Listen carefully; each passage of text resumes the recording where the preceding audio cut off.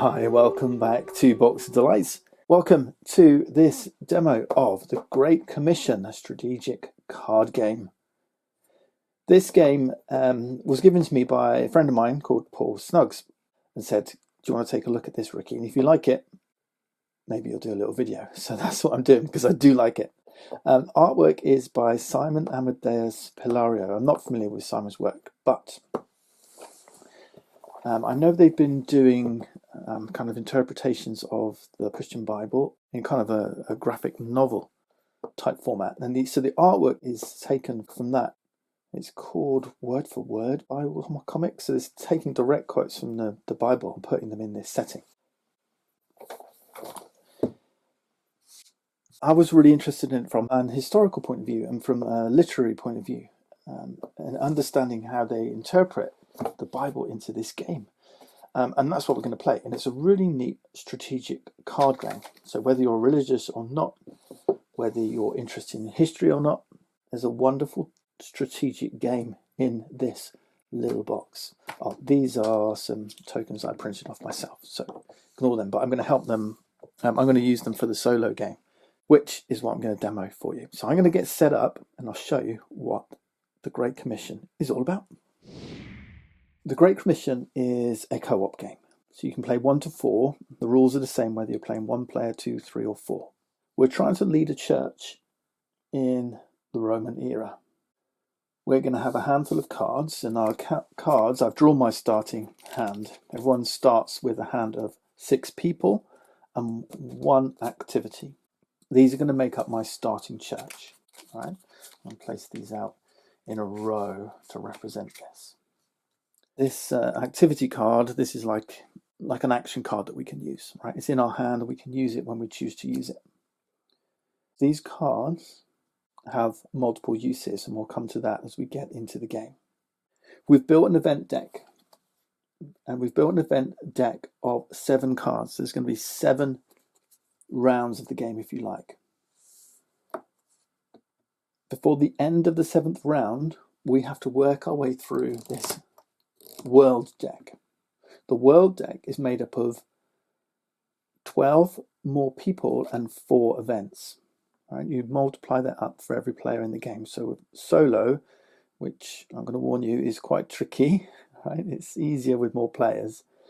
The solo is quite tricky. So we've got a deck of 16 cards here, 12 people, 4 events. That's all shuffled up. Those 12 people, we've got to bring them into our church.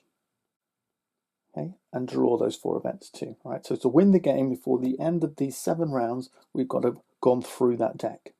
Got to have exhausted that deck. That's our aim. There's troubles that are going to come, and these troubles are going to come into play through various effects. Mostly, every time we bring more people into our church, we're going to invite more trouble. We can also get these cards, which are called blessings, which can help us. Again, we'll learn how we get these cards, but they're going to help us bring people into our church. All right? So that's the game. Get through 7 rounds, exhaust this deck. Now, we could lose this game. We could lose this game if our church collapses. In our church, we have our people. Let's say at the start of the game, we have 6 people. We also have a leader. There's a whole bunch of leaders you can choose from. You pick one randomly or choose one. I've drawn Paul. So Paul is my leader. Here's a reference card. We also have a location. Where is our church located? Again, pick one or draw one randomly. Lots of variety in this game. I've got Thessalonica. That's where our church is located. Let's go back to the box. There's a chance that these may come out during the game, but for now they're back in the box.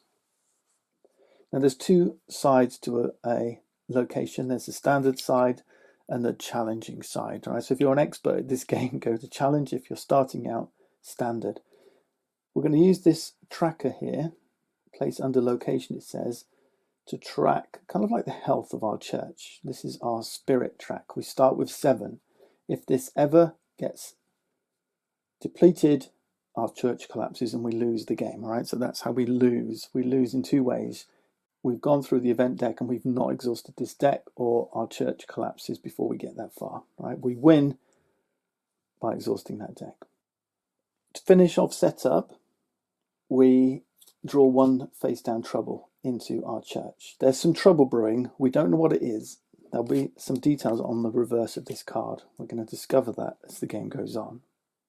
Our leader is just like a person, one of the people of the church, but a special person.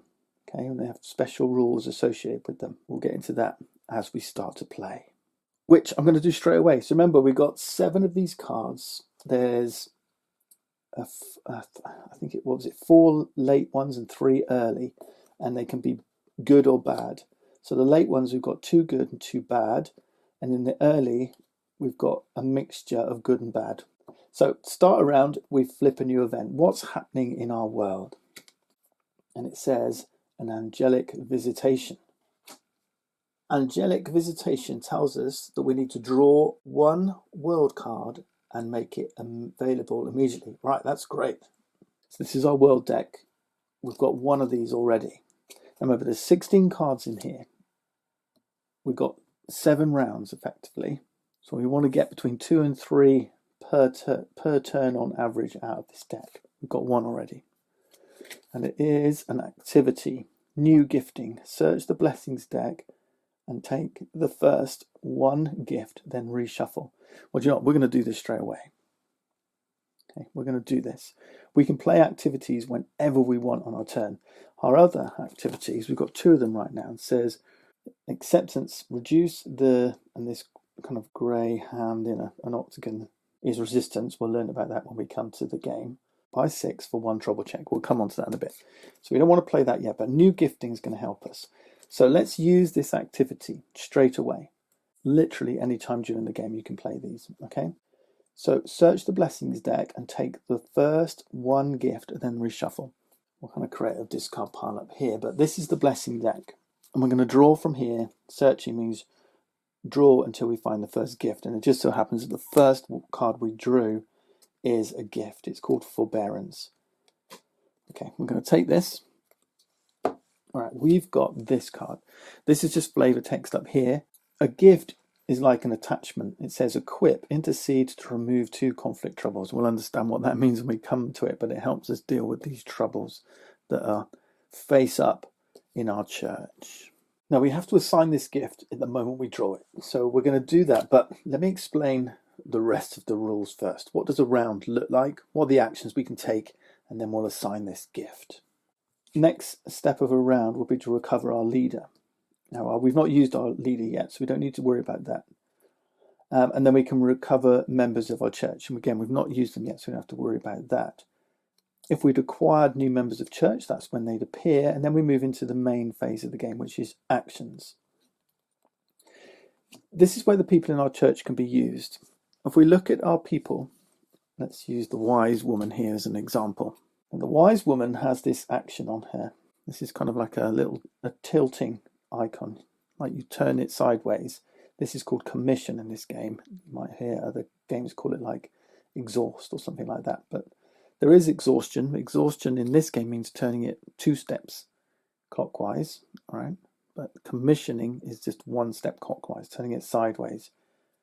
To add 4, and this green icon is wisdom for 1 action. Every person in your church has these two numbers. We've got faith and wisdom. Faith and wisdom can be used to perform actions. And this one, it says when you're performing an action that needs wisdom, add 4 to it. All right? So that's what this means. So every person in your church has one of these types of abilities. Okay? These are all commission abilities. The slave card here has this turn it twice. This is exhausting.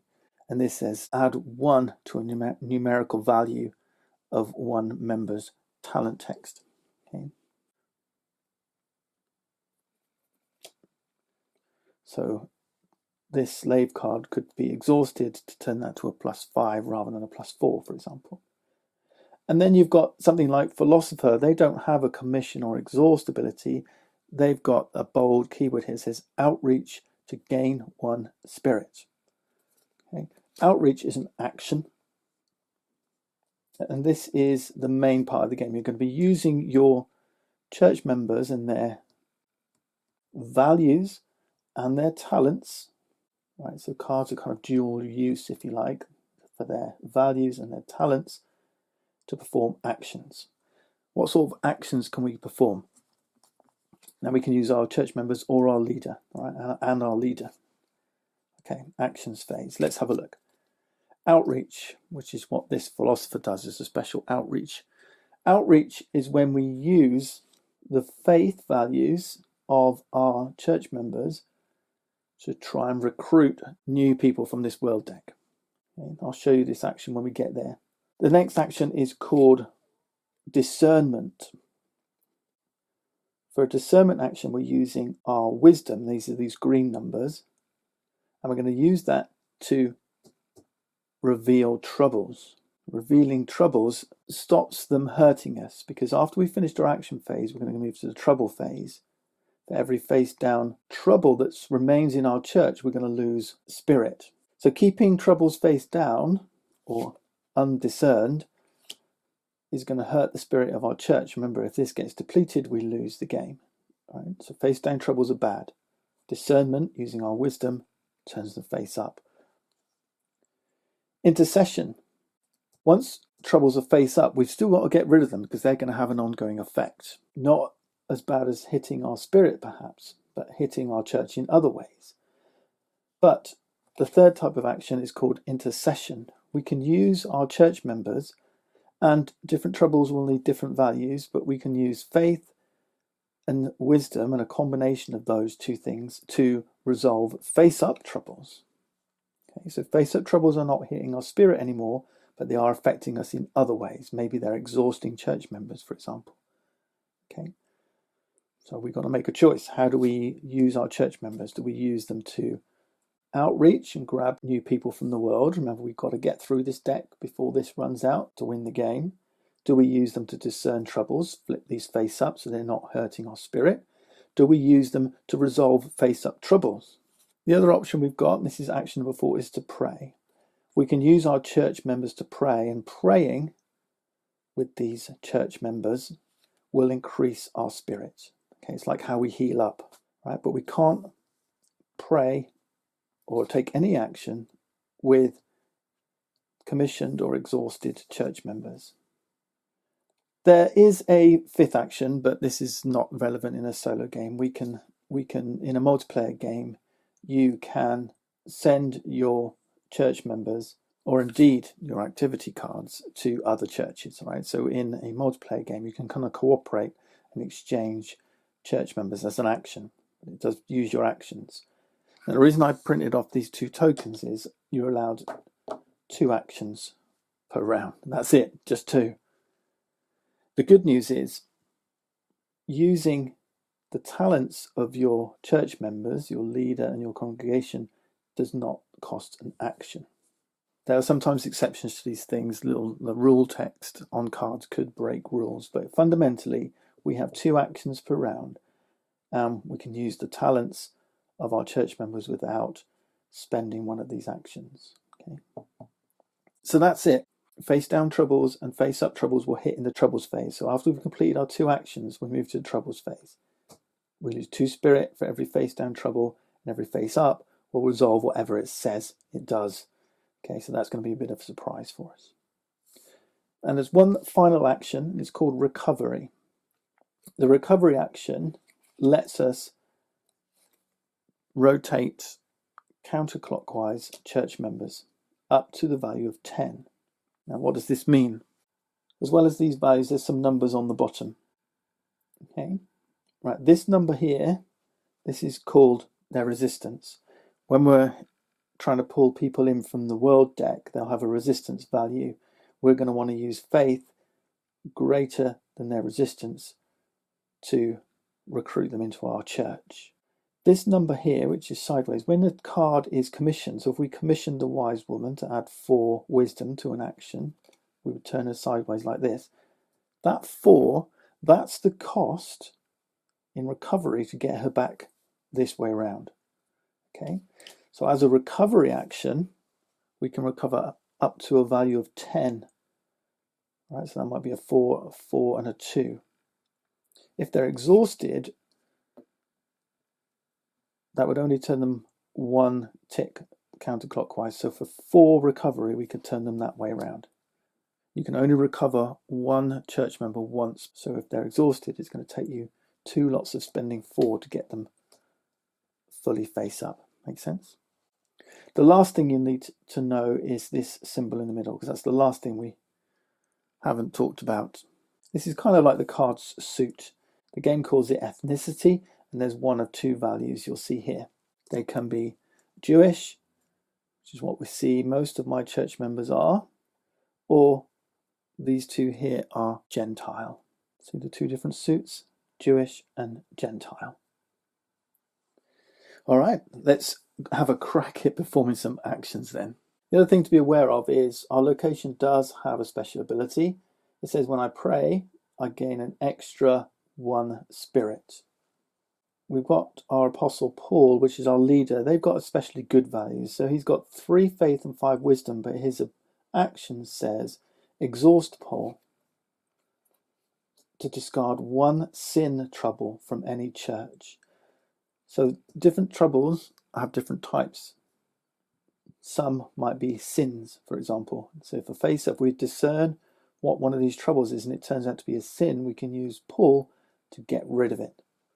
Unfortunately, it'll exhaust Paul. But remember, the round order is reveal top of event, and then it says recover leaders 1 point counterclockwise. So if we exhaust Paul, and this is what's special about leaders, they automatically recover once at the beginning of the round. Okay? Pretty good, huh? Okay. Which means we would only then need to spend 3 in a recovery action to get them to stand fully up again. Or, of course, it may be that we just wait another turn and he'll recover automatically. But you'll also see, after recovering leaders, step 4 of the event phase, recover members with a total recovery value of current spirit. Okay, so you could recover your leader 1 point counterclockwise, and then use 3 of your spirit to recover in step 4. All right, so your church's spirit, not only is there help, but it shows how much you can recover your congregation, which could include your leader, during the event phase. Okay. All right, so that's how you spend and recover your church members. Now, the thing about gifts are, we have to attach this, if you like, at the moment we draw it. So we've drawn this forbearance gift. We can't hold it in our hand. We have to equip it straight away. And this one says, intercede to remove 2 conflict troubles. Who do I want to equip it to? Basically, whoever I attach this to, it means when they are part of the intercession action, this effect will kick in on top. All right, so it's not an extra action, it's just a supplement to that action. Who am I most likely? I think probably maybe the philosopher. So if I'm using the philosopher for outreaching, I'm not using it for intercessions, and if I'm not outreaching, I'm probably interceding. All right, let's put it on the philosopher. Each church member, each person can only have 1 gift. That's the only thing to bear in mind. I'm probably going to be using the philosopher every time I outreach, as much as I can. Yeah, I think we'll do this. As you can see, some tough decisions already. Okay, you ready for our actions? So 2 actions. This trouble is going to lose us 2 spirit. So if we pray, we can get that spirit back. Because praying, Thessalonica gives us 1 spirit. This guy's going to give us 1 spirit when we outreach. Praying seems like a good thing to do just to stave off this. But obviously, we don't have enough time to keep praying. We have to take some losses in order to keep doing outreach. I think it makes sense to try and outreach first. Right, we're going out into the world to share the good news. we can commission up to 3 members of our church. That can be the congregation here or our leader. Do you know what? Actually, before we continue, it's only term 1. I'm going to switch this around. I'm going to put forbearance on the vineyard worker. Yeah, let's do this. Okay, now we're going to do an outreach. So outreach, we can commission up to 3 of our church members, and we're going to use their combined faith. So I think we'll use Paul, our leader. He has a faith of 3. We're going to use the philosopher, the faith of 3. That's 6, 7, 8, 9, and then use the shepherd's talent just to add one faith. So that would be 6, 9, that would be 10. You know, but it's up to 3 members. These are the 3 members. They're just using their talent to add 1 to this action. See? So that would be 10. Should we do that? The 10's pretty high.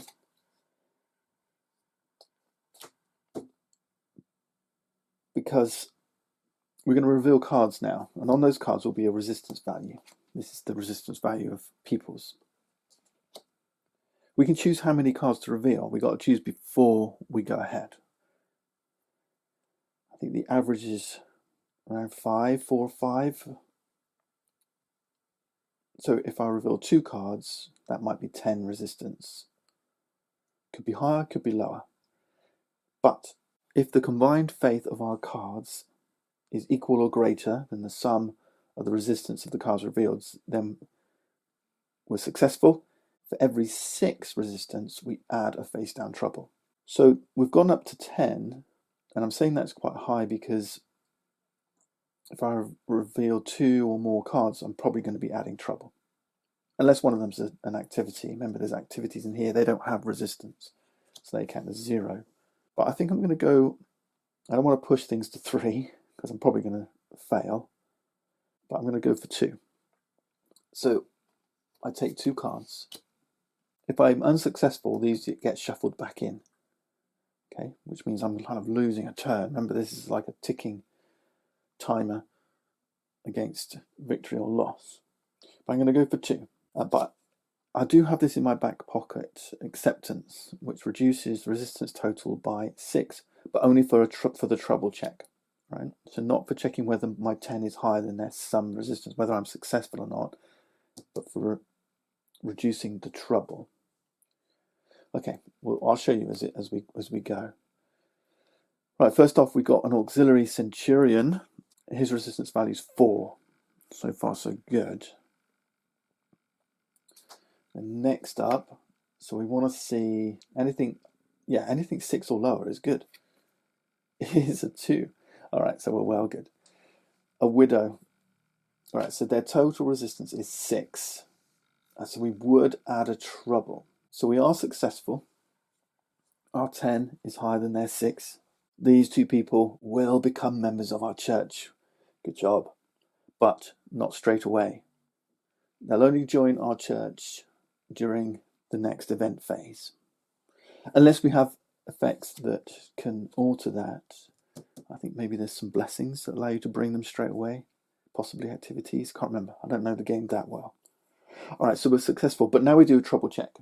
For every combined 6 resistance, we bring a face down trouble and put it into our church. Now I could play this and stop that happening.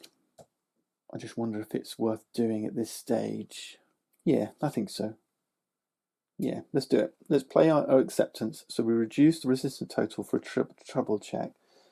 So basically we're stopping this card coming in. So now it's 0. All right, good job. Now, you'll note that philosopher has this talent. When used during an outreach action, they gain 1 spirit. Doesn't matter whether we succeed or fail, they're gaining spirit. So we go from 7 to 8. Okay, that was one of our 2 actions. Our second action, actually before we do, I'm going to use the leper.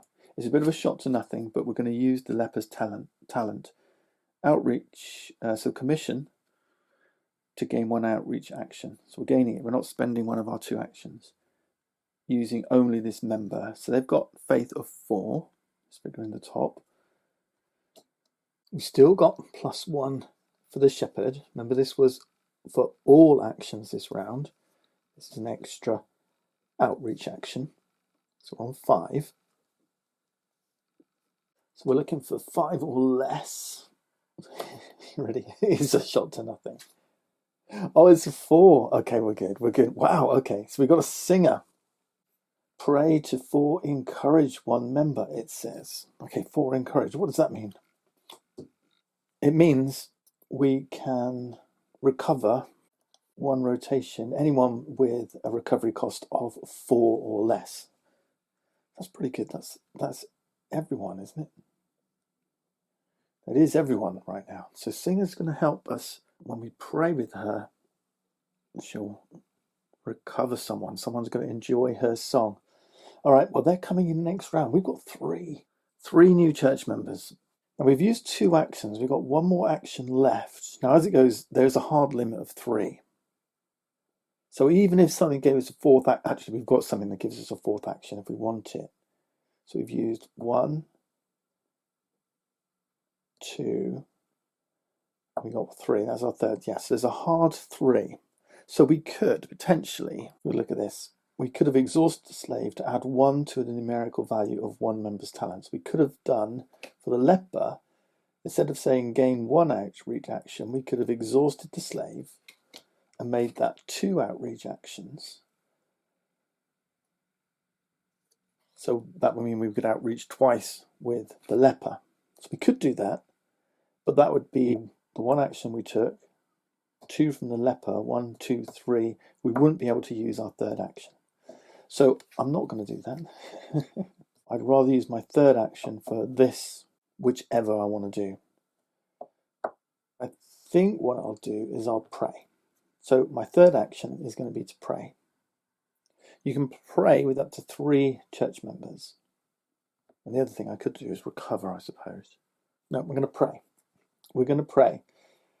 I've got lots of new church members coming. So with pray, you can commission up to 3 members. Let's say I commission the slave as my first. Now for the first church member you commission, you gain a spirit. So we're up to 9. If I wanted to use a 2nd or a 3rd, I could do. So the first is always gain a spirit, but for the 2nd and 3rd, you can either gain a spirit or gain a blessing. So if I commissioned the vineyard worker as well, I could gain a blessing, or I could go up to 10 spirits. Or I could just leave it. Because Thessalonica has, when you pray, the target church gains 1 spirit. So I'm going up to 10 anyway. So yeah, I could pray with the vineyard worker and grab a blessing. What do you think?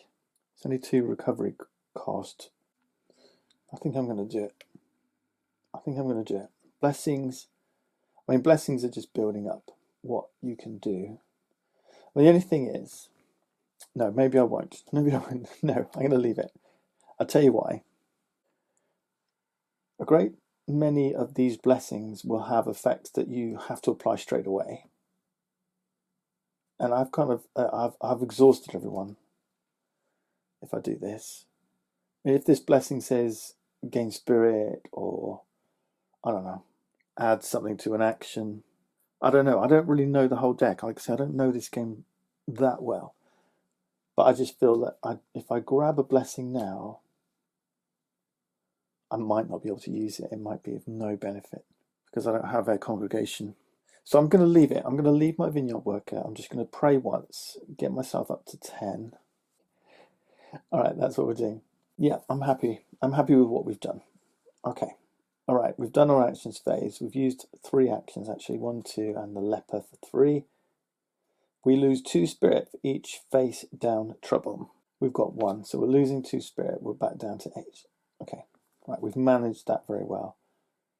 We resolve all face up troubles. We have none. And then we add 1 face down trouble to our church. Okay, I'm just going to pop these over here, but we got 2 face down troubles. So we're probably going to intercede next time. So maybe I'm happy. Yeah, I think this was the right choice. Okay, all right, that's it. That's round 1 complete.